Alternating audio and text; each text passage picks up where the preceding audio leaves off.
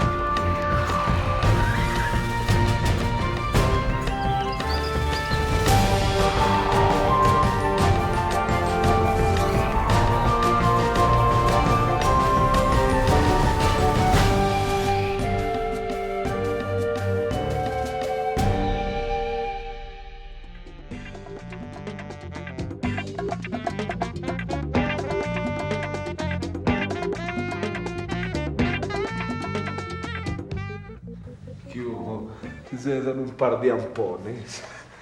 ¿Cómo así que tiene 6 cartas, papá? Es que prácticamente ese man te tiraba el juego a vos, 6 cartas, y me recogías una.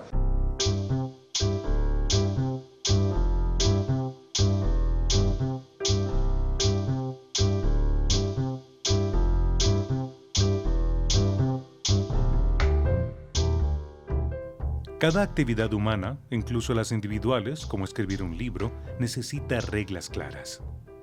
Sin embargo, cuando se trata de actividades públicas, se requiere de una transparencia y un rigor que a veces resultan incómodos, tanto para el gobernante como para el pueblo. Porque van a poder decir que sí estamos legislando en favor de todos los colombianos, es simple. Uno de los mayores logros de la independencia de Hispanoamérica fue no solo la liberación de la corona española, sino la adopción de un sistema en el que el poder del primer mandatario estuviera limitado. La famosa disputa entre Simón Bolívar y Francisco de Paula Santander giró en torno a cómo debían controlarse entre sí y con autonomía los poderes del Estado. Durante estas 2 centurias ha sido constante la tensión entre mandatarios que, basados en sus convicciones, buscan perpetuarse en el poder, y un sistema republicano que promueve las libertades civiles conquistadas. El republicanismo argumenta que una sociedad libre no se mueve según los designios de nadie, sino por los acuerdos que surjan entre los ciudadanos, empezando con la Constitución. Durante los tiempos de la Gran Colombia, luego de que Venezuela, Ecuador y Colombia alcanzaran la libertad de la mano de Bolívar en la batalla de Boyacá, unidos como un solo país, fue Francisco de Paula Santander quien lideró el celo por las leyes modernas y porque los acuerdos constitucionales prevalecieran sobre cualquier posible asomo de tiranía. Bolívar tenía una concepción que la hacía muy explícita. Él decía que estas repúblicas o que estos países en el momento de la independencia no estaban preparados todavía para ser administrados de una manera estrictamente democrática. Santander y este grupo de liberales, que así se llamaban en esa época, o constitucionalistas, tenían otra idea. Ellos pensaban que era posible, pese a las deficiencias educativas, políticas y sociales de nuestro pueblo, ensayar una forma de gobierno que les diese una mayor participación, concederles mayor poder y significado a los órganos de representación como el Congreso. Pero Santander no estuvo solo. Detengámonos en el aporte que a lo largo del siglo XIX hicieron 3 personas, hoy casi olvidadas, al constitucionalismo y a las instituciones republicanas. Vicente Azuero, Florentino González y Cerveleón Pinzón fueron 3 abogados que participaron activamente en la vida pública del país y defendieron las libertades civiles y la separación de poderes en el Estado, a veces poniendo en riesgo su libertad personal. Todos ellos eran oriundos de la misma región donde había nacido el general Santander, la tierra que hoy por hoy se conoce justamente como los Santanderes. Territorio muy importante en la gesta libertadora, gracias a la voluntad y al empeño que pueblos como Pamplona, El Socorro, San Gil o Charalá demostraron tener para emanciparse. Estas provincias de Socorro y Pamplona desde muy temprano experimentaron el perfume de la libertad y lo usaron permanentemente. Manuel Ancísar los describía como gente blanca y limpia e igualada. Es que yo creo que los santandereanos somos unos igualados, que se expresa en la manera coloquial de hablar, en la predisposición al chiste, a la burla, en no bajarle los ojos a nadie. Eso es muy temprano en Santander. Después de la batalla de Boyacá, cuando Bolívar conquistó la independencia total de la Nueva Granada frente a España, en 1819, Vicente Azuero enfrentó diversas tareas de gran importancia, entre ellas la de participar en la Convención Constituyente de la Gran Colombia. Durante esos tiempos, Azuero fundó y dirigió más de 3 periódicos importantes y colaboró en muchos otros, siempre defendiendo la idea de que las libertades republicanas, como la libertad de imprenta o la separación de poderes, eran los valores primordiales por cuya existencia el país debía velar. Esto significó un enfrentamiento con Bolívar, quien luego de conseguir la independencia de Bolivia, redactó una constitución para ese país en la que se disponía que el poder del mandatario era vitalicio, cosa que para Azuero y para todos los liberales era un peligro frente al cual la República debía oponerse de antemano. Los pueblos deben ser conducidos por la autoridad de las leyes, siempre igual e impasible, y no por voluntades pasajeras, expuestas a todas las pasiones.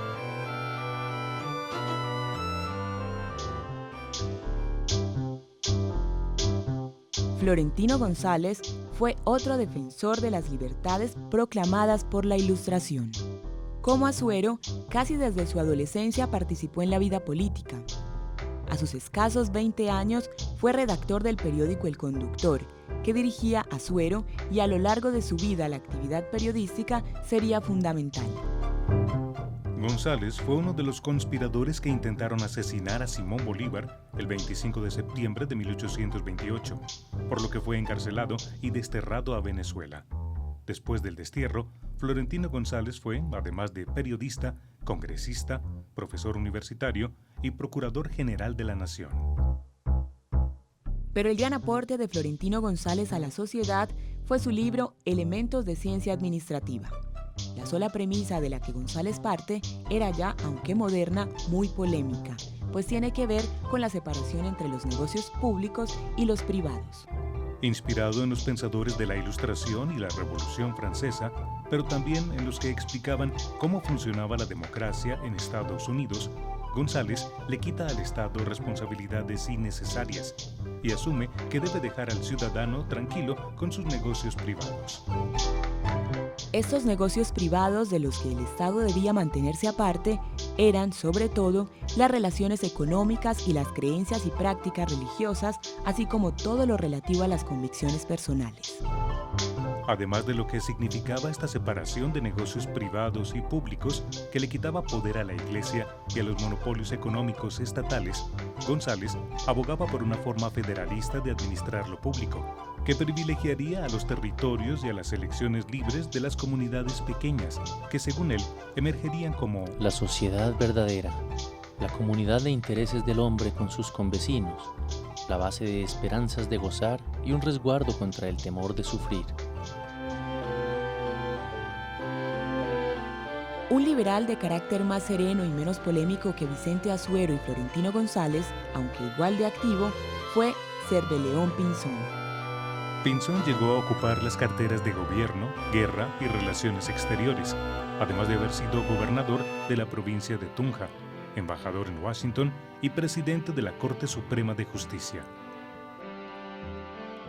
Pero a Pinzón se le recuerda en especial por la transformación que hizo en la enseñanza de Derecho al escribir su famoso Tratado de Ciencia Constitucional, que se convertiría en texto obligado en el estudio de la materia. En este libro, Pinzón quiso hacer énfasis en la importancia para nuestro país de un régimen republicano, no monárquico, que se debería no solo defender, sino cultivar y promover.